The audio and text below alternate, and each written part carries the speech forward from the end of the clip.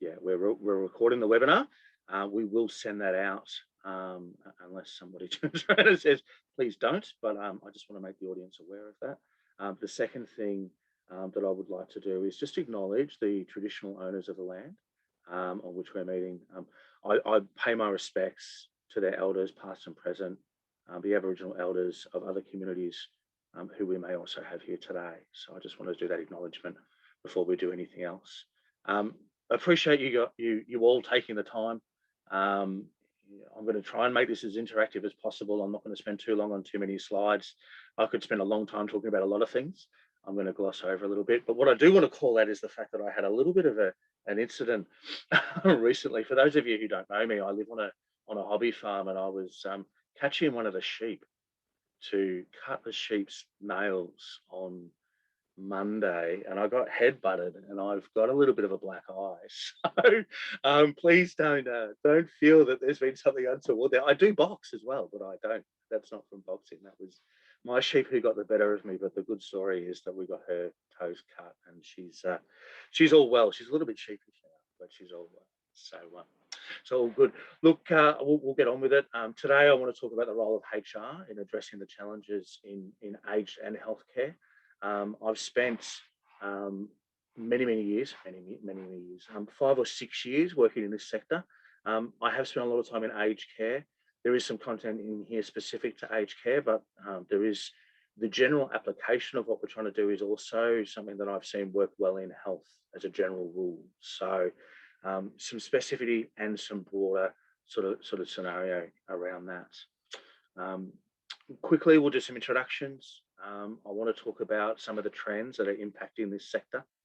I want to talk about some specific ways, and it's certainly not an exhaustive list, but there are some ways where we think that HR can impact their organisations. And what I do want to say the whole way through this is that we recognise that these sectors are hardworking sectors. These sectors are areas where people really are doing work of passion. You know, I sit across the table from people in operations and people all over the place. And as a general rule, we're talking to nursing people who are doing work. And people don't go into nursing for self-centered reasons. They go into nursing for a passion piece. So I want to, every statement I make, I want you to understand that what we're saying here is how do we enable our organizations to enable their people to do the best work, knowing that and acknowledging that they are already doing amazing work. There's some really good work going on in this place. So we'll talk about that. We'll talk about some of the ways that HR can help take that to the next level potentially. I do have, and I'll introduce Anna quickly in a minute. We're going to do an interview with Anna. That'll be great. She brings a wealth of knowledge to this space, so I'm really excited about that. And then I've got a Q&A session at the back. Obviously, we've got you all muted. I do have some nice people helping me technically in the back end here. So if you've got questions along the way, please put them in the chat box. I won't necessarily see the chat box, so we might hold them till the end, or I'm happy for some of my people to interrupt or whatever. But please, if you've got anything you want to talk about, please put it in the chat box. We can handle it at the tail end. Okay, so nice and easy. So some quick introductions. Anna Zilli, we'll do a full introduction of Anna shortly because I'm going to present a little bit first, as you can see. But I'm really privileged to be working with Anna today. She's one of our strategic partners. She's taken the time out to do this. I can see from just the short time I've worked with her that this is a passion piece for her. So, you know, thanks, Anna. I really appreciate you coming. You know, we could easily roll this out, but you're going to add so much to it. So I really appreciate it. I'm that guy over there that when I took that photo, I didn't have a beard, I had black eye and grey hair because, you know, we've all been through COVID. So I'm that guy. And then I've got Brent online as well. Brent's our Senior Director for product and a whole lot of things. Brent's actually dialed in from the US. And he's on standby to handle any of those questions. He'll be doing a lot of that work at the tail end. He'll introduce himself properly when we get there as well. All right, so you're going to have to listen to me for the first 10 minutes. I promise not to talk too much. This is a passion piece for me as well. I've been working in this area for 6 years, as I mentioned. And yes, we're a vendor. We do technology, But we could have chosen anywhere to do technology. I chose this space because I can see that we can make a difference. And for me, that's what this is really all about. How do we make a difference? How do we impact the people that impact the people? What do we do? So I love this sort of stuff. So if I talk too much, raise your hand and say, move on, which is what I'm going to do right now. So trends impacting aged and healthcare. Pandemic, we'll talk about that. Everyone's tired of talking about that. I've got a couple of other trends in there as well. Obviously, we're going to talk about the Royal Commission. We're not going to talk too much about that, but I am going to look at this piece around quality care and what that means. And then the last bit is just stuff that I've seen over years. People challenges that haven't necessarily gone away. And they're not bad things. They're just things that we have to deal with. They're just part of the day-to-day of running these sorts of operations. We're not sitting in an office as a consulting firm or a bank. We are different. And we have some unique ways of work that, create some challenges for us. So, let's just acknowledge some of that piece. So I've titled this the pandemic response or what have you, and digitization as an accelerator. Now, it's an interesting thing, right? But over time, if you look through, since say the industrial age and all of that piece, we have been adopting technology. We have been automating. We've been doing a lot of things with technology that we got to a point recently where that technology probably outstripped human adaptability. And it's not necessarily the smarts, it's just there's a lot going on. How do we prioritize? How do we do this? I've spent many years sitting with my HR folks and sitting with the CFO, trying to justify digitization and trying to get this to work. But I think a couple of things have happened to be able to change that potentially. Obviously, we talked about this idea of COVID itself, and that has changed it. We still have people on the coalface, but we have access issues. We have a whole lot of different things now where no longer is it really okay to have the pen and paper filing cabinet that's out on site. That doesn't work anymore. It doesn't help us bring people in. It doesn't help people to do their best work. But this has now elevated that conversation to the C-suite, and the C-suite have gone, yeah, that's actually great. I'm not having to sit there build business cases so much anymore because they're going, yeah, we get it. Now we just want to do it. I think just prior to that, there was the amalgamation of the Aged Care Quality Commission and the Aged Care Safety Commission, right? And I spent a little bit of time with the commission. And what that meant was you've got the same people who are helping you or telling you what those standards are, who are actually doing the audits now. It's an interesting thing because you used to be able to kind of prepare for an audit. You used to be able to say, there's an audit coming, we know what's happening. Now it's spot audits, and they might just turn up to one of your facilities and say, show me the file on ABC person. Now that's fraught with challenge if you're not digitized. So that started to elevate this idea around adopting. And then the Royal Commission, as we've talked about as well, has also created that. So it's been a storm. It's been a storm for the last couple of years, right? What that has meant is that we've been able to help our people to learn and grow faster and do things in a more agile fashion because we're now top of mind. We've been able to gain the backing that we've needed for such a long time and potentially bridge that gap, right? It's a general trend. We're definitely seeing it come through. Right, the aged care, and for those of you in health, please bear with me. I won't spend too long on this, but there were some significant findings through this piece of work. The recommendations came out saying there should be a RightSpace system, so residents would now be entitled to have an input into what quality of care looks like. And I can tell you that some organisations have struggled with that, and some organisations have done a really good job at that. And again, I say that with all good intent, but how do you do that? And that doesn't even necessarily sit in HR, but how does that work? There's a requirement around stronger governance to hold providers accountable to that quality of care, and that is a challenge. That's hard. That's difficult. Better conditions. I'm not going to spend too long on that because it's just one of those things. There's a bit of to and fro on that, and then there's just a recognition that a better system will cost more. And we know that the feds came out, gave us some more money, didn't give us everything that was recommended, but did do something. So there's some good work around that, right? So they were the findings. And then My last bit is around the people challenges, and I could have put 16 things up here. I tried to just keep it really simple, and some of the major things that I see. So, and again, this is not meant as a blunt instrument. This is just a recognition of how we work in a fairly unique way. There's high staff to manager ratios. I've sat in a hospital where we were talking around, developing people, growing people, doing all these things. And the manager said, how much time is it going to take? And I said, oh, probably X, Y, Z. And she said, I've got 80 direct reports. I said, was that 8? And she said, no, 80. I've got 80 direct reports. And I kind of smiled.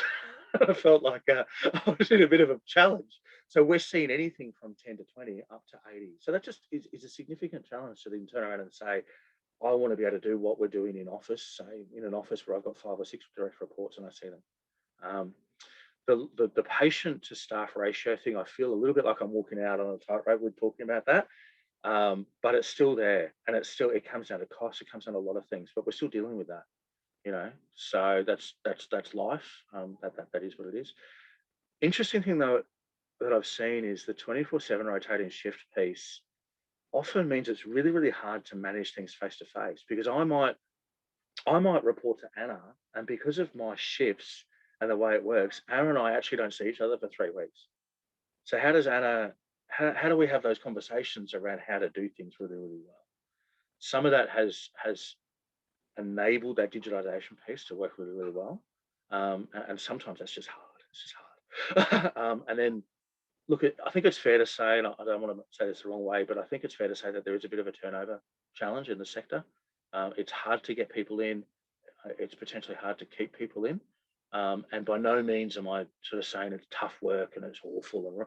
Some people do their most amazing work in this place, but we still have casualisation, we have pay, we have those sorts of things. But as HR, maybe we can do something about that, maybe we can't, but we can certainly help our organisations around the engagement piece. We can do some things to help engage and help our registered nurses and our people feel like we're connected and part of something that's more than just, I'm a casual who's earning X amount of dollars. Well, that's the bit that I think we can do some work around. How can we impact the organisation as a response? Simple sort of scenario here, and I have talked around this. I don't love this word behavioural management. I didn't know how to put it a better way. The reason I'm not convinced about that is because it sounds negative, and I don't mean it that way. I mean managing people to do their best work is what I'm saying. Right? The 2 Royal Commission recommendations that I think we can directly handle, or there's some low-hanging fruit, if you want to call it that, are related to this piece around quality of care and connecting those 2 things. So Aaron and I had some really interesting conversations coming into this. Is it HR's responsibility to define quality care? Not really. Where does it sit? How do we make that work? So maybe what HR needs to do is analyze the data. There's a lot of data points now. Some providers are doing very, very well at this. Some are still struggling a little bit around this. What does quality care mean? Because the standards didn't tell us what quality care actually means. It just uses the term quality care, right? So maybe instead of us defining what quality care is, we're saying, let's look at those data sets. And Anna can talk a whole lot about how her organisation has done this, and I think they're doing some significantly good work. And there's some nuggets in there that are really, really good, right? So let's take the data and let's analyse that. That's one thing. And then the second thing is, let's connect the behaviours of our people to that data set, right? So it's easy to say, I've got a certified registered nurse, therefore. It's harder to say I've got a registered nurse who's doing amazing work. And that's not because the registered nurse isn't doing amazing work. It's just hard to grab that data. How do we do that? Traditionally, we haven't done that. And then the second thing we can do, once we've kind of got our head around that piece, is to then align those behaviours to competencies. Competencies can be anything from, do things well or whatever. There's a whole breadth of stuff in there that maybe this audience knows better than I do. But align those competencies to the behaviours and then align that to the care. So we're talking around soft skill, we're talking around, but instead of it being what it was 5 years ago, where it was kind of a softy feely sort of thing, we now have the data sets. So let's bring them together, right? And let's work on that. So I could unpack that a whole lot more. I feel like I'm walking on into some potential, challenging questions, right? But that's where I think we can make an impact. What I want to do now is introduce Anna. Anna, I might get you to just introduce yourself, if that's okay, and talk a little bit about your background and all of that, and I'll stop talking for a sec. Well, thanks, Adrian. Before I start to introduce myself, I'd just like to also acknowledge the traditional owners of the land in which we gather and pay my respects to those elders past, present and those emerging, and also pay my respects to those who are present today on the webinar. So thanks for joining us. Lots of interesting topics you've raised there, Adrian, and gosh, I'll be, let's see where the conversation goes. So I've been with Anglicare for 3 years now. Prior to that, I probably spent a good part of 15 years in Queensland state government. And I guess the interesting piece about that is, and Adrian, I think you touched on a little bit, people I think who work in this sector and state government, there's a common theme, and it's really, it's an altruistic drive to do, to do good for others and to support, our civic responsibility and to help people care. And that's what I guess has led me to Anglicare.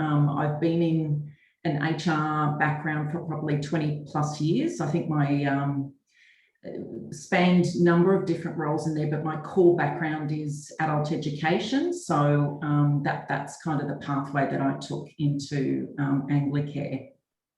Yeah, fantastic. And look, thanks, Anna. I do have a couple of questions for you, if it's okay.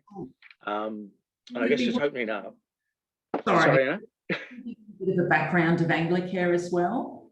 Yeah, look, if you could, that'd be amazing, please. Yeah, so just so that people know who we are and what we do. And look, I guess there's people who are with us today that are probably from many different states across Australia. So you may be familiar with your own Anglicare or a similar organisation in your state. Anglicare, there's an Anglicare network, and we're a group of very like-minded organisations across the country.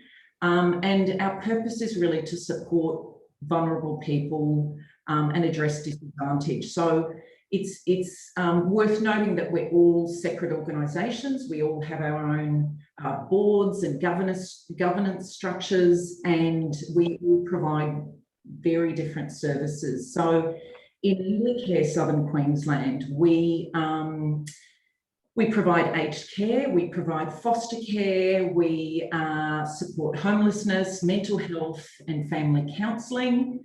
For those who are familiar with Queensland, we span services from the Coast up to Sunshine Coast Wide Bay. We head out to the Queensland west border. We have services in Longreach, so that's a pretty long drive, and also up to Townsville. And again, just a little bit more context, we, in our residential aged care homes, so we have 8 of those, we've got about 600 plus residents. And in home and community aged care, we have about 30,000 clients that we support in their homes. So, we look at all people from different stages of life, regardless of their background, who really are experiencing challenges or, entering a different stage of life. Yeah, fantastic. Significant opportunity for you guys to make an impact, right? Like, it's just the breadth and the depth of that, of your organisation is significant, right? So, it's a privilege, to be honest, to do this sort of work, isn't it? It absolutely is a privilege. Yeah, fantastic. Okay, great. My first question, and we'll see how this goes, but how did your organisation weather the global pandemic? How did that happen for you? Yeah, so Adrian, look, it's probably, it's interesting So when I think about Anglicare, we've got 150 years worth of service, and you know, if I look at that history and the pioneers of who Anglicare, who established Anglicare, and it's gone through a number of different name changes over that 150 years, but really, you know, we've been showing a great amount of courage in going where the need is. And through times of, you know, adversity. And for me, that's no different to what we've done during the pandemic. So, you know, we continue to show up every day, care for Queensland, care for vulnerable people, people who are disadvantaged, and we put their safety first, and we put the safety of our staff first. So, you know, I think it's through that history of going you know, where others haven't, that have helped us through the pandemic. Yeah, fantastic. Have you had to take any significant journeys, anything different that really happened for you over that response? You know, when I think about the executive leadership team, and I think you mentioned that a little bit earlier, we've got you know, almost 50% of our executive leadership team come from a health background. So having people who have worked in crisis situations is a really good way to steer a ship through a pandemic. You know, having good governance, having good systems, having good support, and being able to respond to that really helps navigate through a kind of crisis.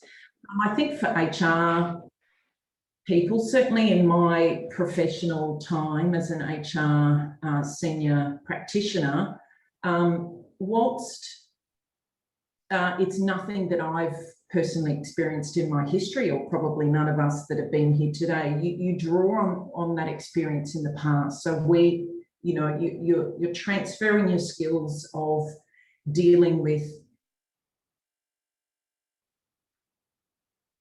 other major challenges, and you apply it to a new context. I think having strong leadership, having good governance, and having a really solid foundation helps you get through that. Yeah, fantastic.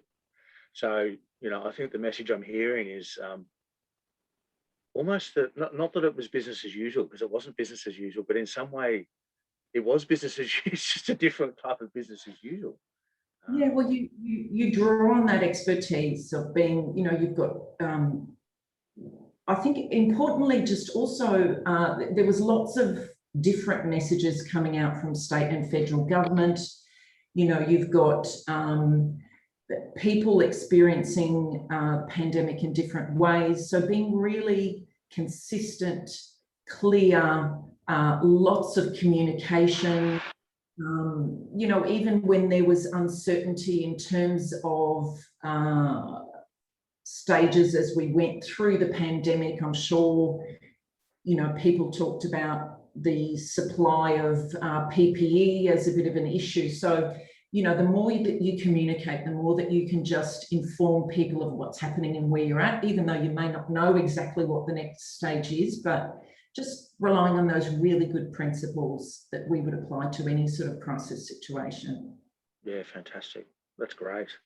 My second question is, I guess, how have you, as HR, safeguarded the future for your employees and for the overall organisation?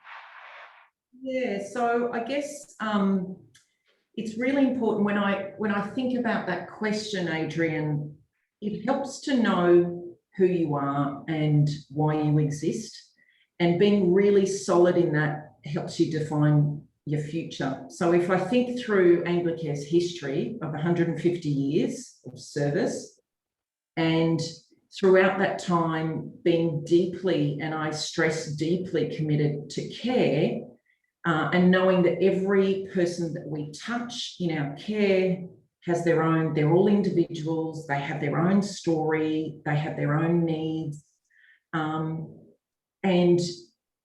we do that well, you know. So basing that foundation of what what we do and what we do well helps us and inspires us to navigate the future and navigate some of those things that we're going to talk about shortly. Yeah, for sure. Okay. What do you think in that case? What do you think?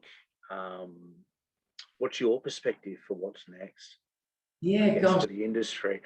That's a tough one, isn't it? It's a bit of a crystal ball, isn't it? But, yeah. So look, some of the big, if I think about HR, what's going to be on our plate for the next, 3 to 5 years. You've touched on those a little bit, but for me, probably the biggest two are going to be workforce supply and demand. And I'd love to share some sort of stats and data with you to give you a bit of a picture of what the industry is facing. And the second one, and I'll come back to that stats and data, the second one is going to be capabilities. And again, you've touched on that, but let me just share with you. And this data comes from Deloitte reports. There's the Productivity Commission. It comes from our peak bodies. And also, I mentioned earlier about the Anglicare Australian network that sort of represents a lot of the member organisations. So in aged care, we've got some projections about what that workforce needs to look like by 2050. Mm-hmm. So we need to increase from 350,000 to just under 1 million by 2050. Significant, isn't it? It's big. Hold your breath, Adrian, hold your breath. The average age of care workforce is around 50. So that's national age. In Anglicare, it's 46. Now, 50% of our current workforce will reach retirement age in the next 15 years. That's huge.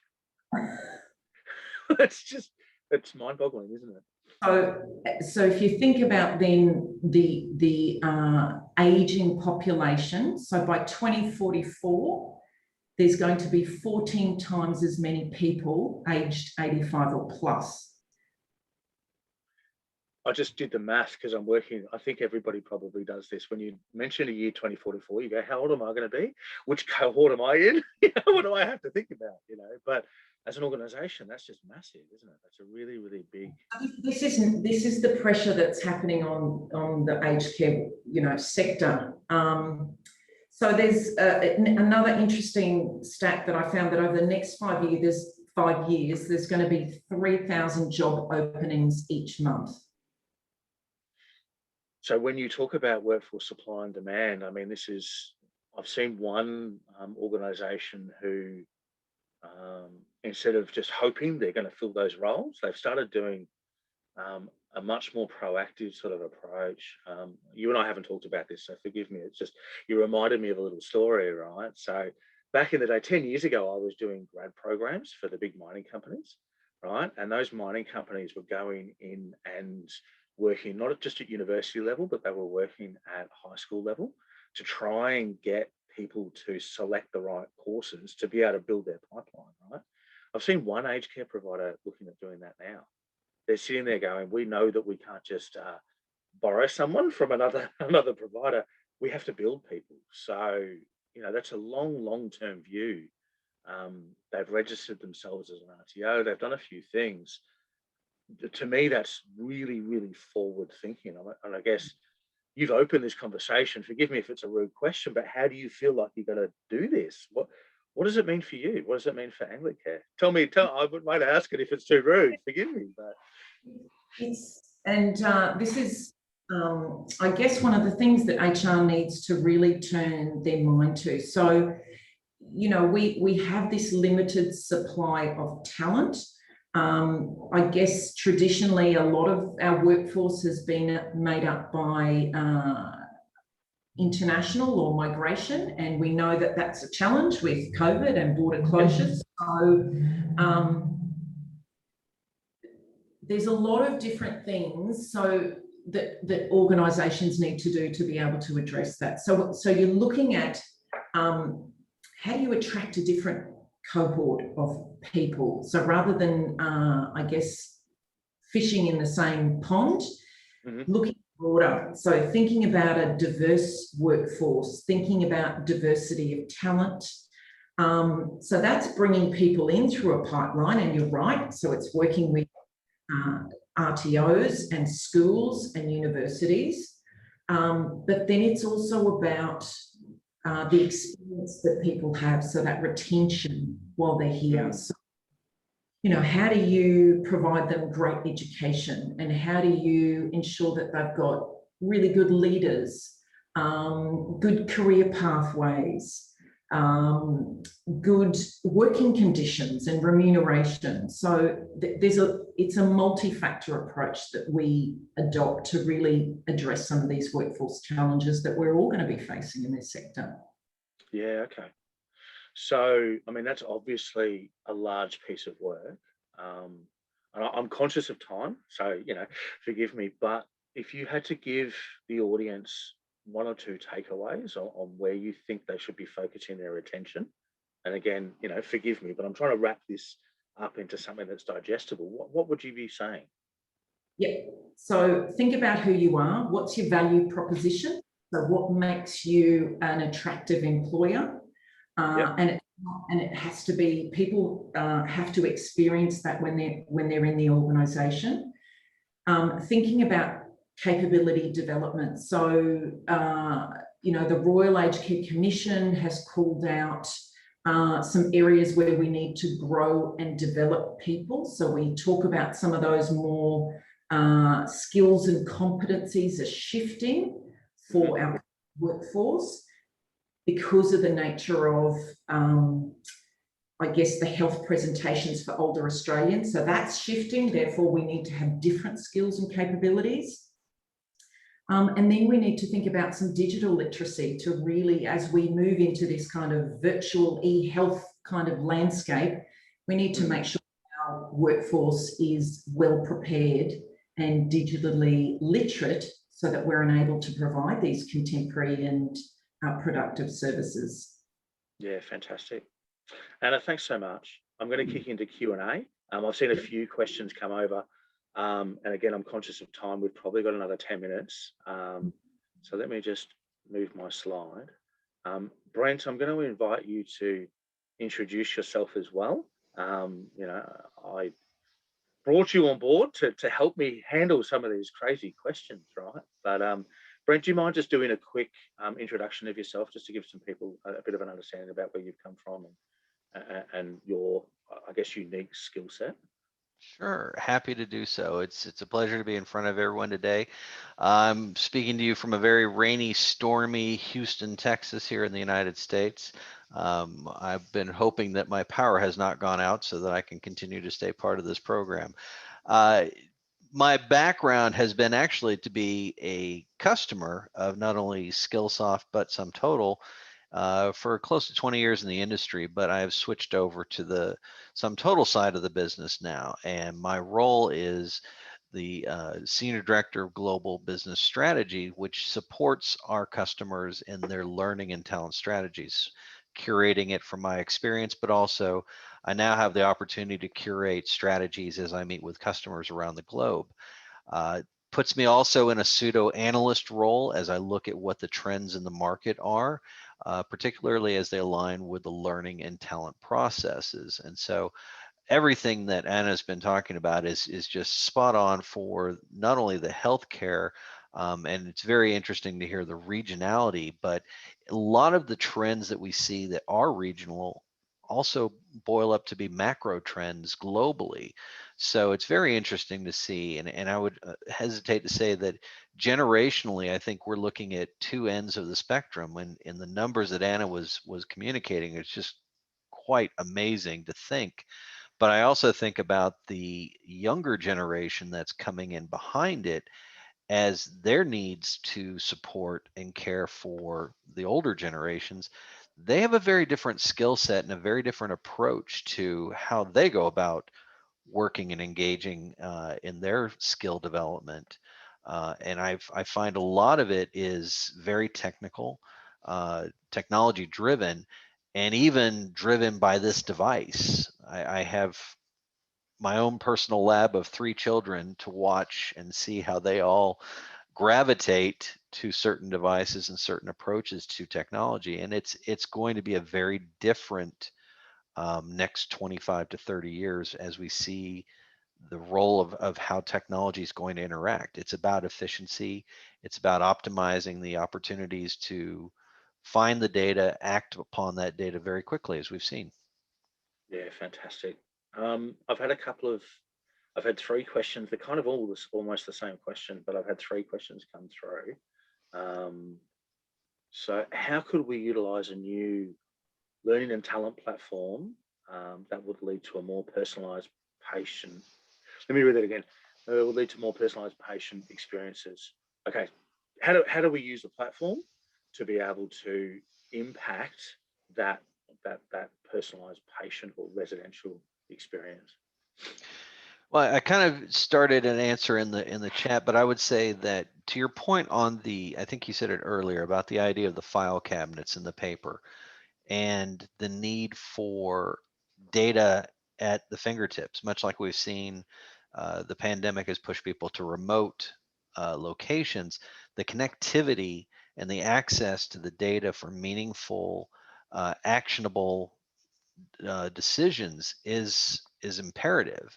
And what we're finding the more and more is that when you have data that is accessible by multiple people in a secure fashion, of course, but is able to be quickly analyzed and facilitate those decisions quickly, whether it's assigning someone to a particular role based on a skill set that they have, or finding someone who's ready for the succession into a new role, or optimizing what you need to have from a need of a skills to search for and attract.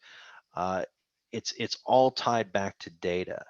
It's also tied, as I was mentioning, to the employee experience of accessing these platforms and systems. So what I've found in my tenure is that the more attractive and the more easy it is to use a platform, the more people will leverage it, use it, and generate data.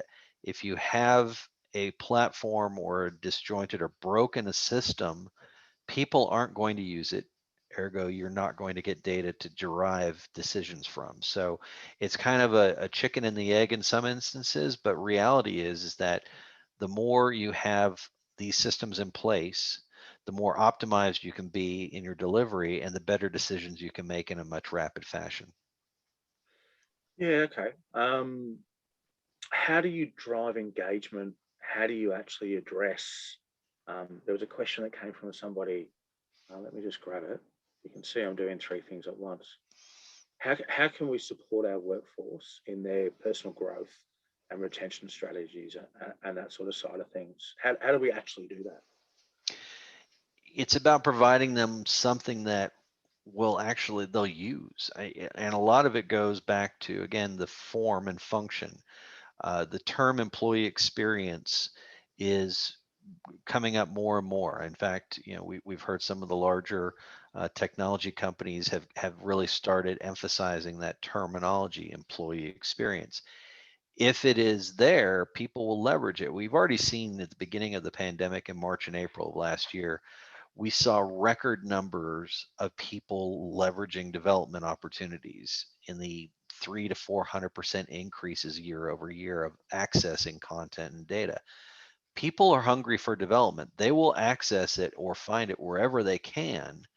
If you are providing it in a manner that is a pleasing employee experience, something that is similar to a consumer style approach for interacting with an app, with the technology, with the information, the benefit is that you get that knowledge and information into your system so you can start to see who you have, really understand the potential of that talent you have in your organization.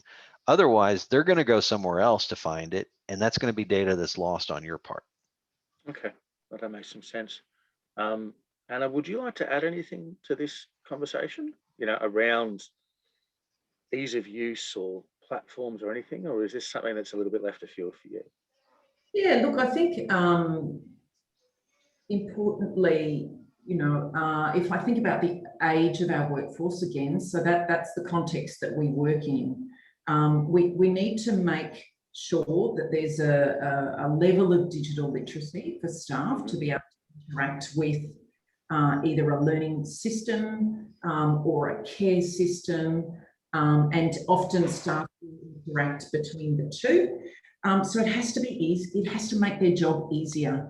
It's one of the things that I think as HR professionals, with everything that we do from a kind of a corporate space needs to enhance our employees' experience so that they can provide care to our clients and residents. And that's what, for me, that's what it comes down to. Yeah, and that makes sense. And thinking through my world, when I was talking about things like manager ratios and all of these sorts of things, they're inhibitors, but we can bridge the gap now if we do it well.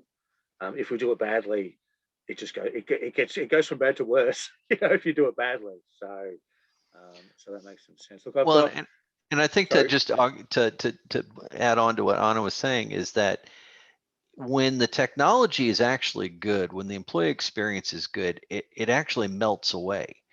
It becomes part of the process and you don't even think about it. I mean, most people, when they get on social media or when they use their smartphones, they're not thinking about they're using a technology device. They're immediately going to the point of information gathering, information data access.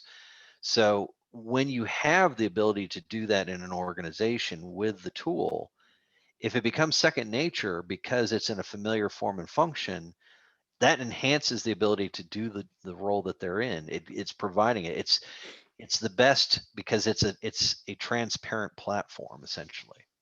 Yeah, no, that makes sense. I've got time. I've got 2 minutes. I've got time for a quick question and answer. It's my final one. How can we support our workforce in their own personal journey through the growth journey and our retention strategies? It's probably the same question, to be honest, but is there anything we can add to that? How can we support our workforce in their own personal growth journey and our retention strategies was the last question that came through. Yeah, so if I kind of think about that in a separate one, two separate answers. So Adrian, the first part was about helping employees through their own personal growth journey was the term. So similar to Deloitte has been talking about personalized learning, growth and all that for years. It's actually arrived.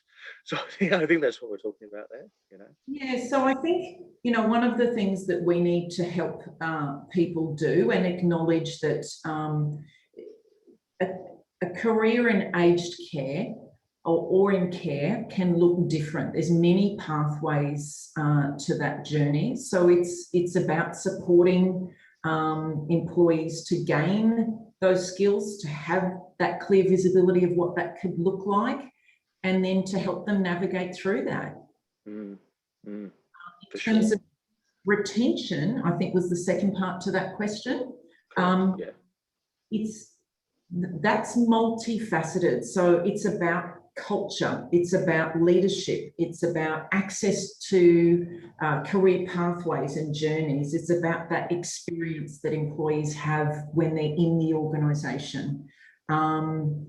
It's about an organisation that lives its values or its purpose or its mission, and that people can actually feel that. So all those things, yes, wages and conditions are an important part of retention, but it's all those, it's the experience that employees have. Yeah, and look, I think that's a great note to end on. And I really appreciate that. Look, I'll ask just briefly, Anna, is there anything else you'd like to add? Anything else that we haven't covered? Anything else that you could be valuable, or you feel like we've kind of got to where we needed to get to today? I think we're pretty good. There's probably hours more of conversation we could have on this topic, Adrian, but today I think that might... It's enough to get us started, right? So I appreciate your stats on workforce supply and demand. I wrote some notes down. I've worked out how old I'm going to be in 2044. All those things. So look, a quick shout out to obviously yourself, Anna, and Brent, for both of you for participating. We really appreciate that. There's a whole crew sitting in the background of our business that's helped us to get to this webinar today. So I really, really appreciate that as well. We will send out a recording and some content off the back of this to the people who've registered. You know, if there's anything that anybody would really like to talk about or anything, obviously that comes back through us. You know, we can help. We're more than happy to sort of continue the conversation on and all of those things. And I appreciate your time, Brent. Appreciate your time as well. So Thanks. thanks so much. Thank you. Okay.